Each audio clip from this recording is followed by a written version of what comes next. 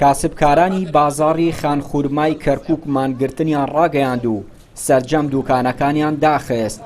ئەم مانگرتنەی سەوزە و میوە فرۆشانی بازاڕی خانخورما دوای چەند جارێک لە خۆپشاندان و ناڕەزایی دێت دژ بە وەرگرتنی بڕێک پارە لە بەرامبەر هێنان و برنی سەوزە و میوە بۆ بازاڕەکە.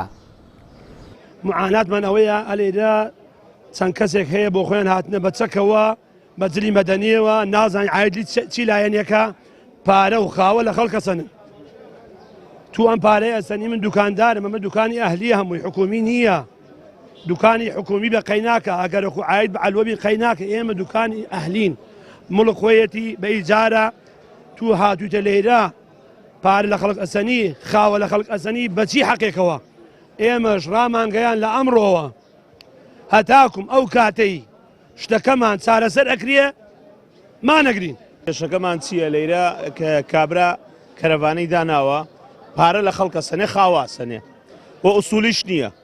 ئەمە خانخورمایە عاید علوەنی علوە عەرزێکە بەتاڵە دایە پێی با بڕۆ بۆ علوە لەوێ بزانن چییە سەنێ با بسەنێ بۆ لەم خەڵکا سەنێ. دەیان جار لەم قەناتەیەوە شەوە قسەمان کردووە، خۆم شخصی لەم قەناتەیە و چەند جار قسەم کردووە، ئەم مشکلەیە حەل نابێ. نازانم حکومەتە کوێرە کەڕە خۆی لێی کەڕ کردووە، ئەڵێ هەموو دەستگاکان پارەی ئەمەگوڕ گشتی خۆی لێ کردوەتە کەڕ، بۆیە حەلیش نابێت. لەبەری هەمووی وەری گردووە، لەبەرەوە نییە ناتوانن حەلیکەن. ئەگە وەریان نەگری بێ یەک جهێتی وەری نەگری بێ سا حەلە بوو، بەس هەمووی وەری گرووە بۆیە حەل نابێت. ئەمەش علوە نییە، خانخورمایە، علوە لەولایە لە ڕێی بەغایە. با خۆیان بڕۆ سەریکە مەوعەدی داوە 4 مانگ علوە دروستکا بۆیان تایزە بەس خۆ سووری تێکە تو گۆڕستان دروستەکەی ئەمە تو چیەکی. داخستنی ئەم بازاڕ و دوکانانە ڕاستەوخۆ کاریگەری لەسەر بەرزبوونەوەی نرخی سەوزە و میوە دەبێت لە شارەکە. بازار ئەم کاریگەری زۆر کردوێتە سەری. ئێستا تۆ دوو پلاسی تەماتا کڕی ئەرێ بێ نازاد نارم دەرێم بۆ ئەرێ ئەی تۆ وای تۆ دەژوورەوە ئەو باری قیرەکە لە منە سەنێ.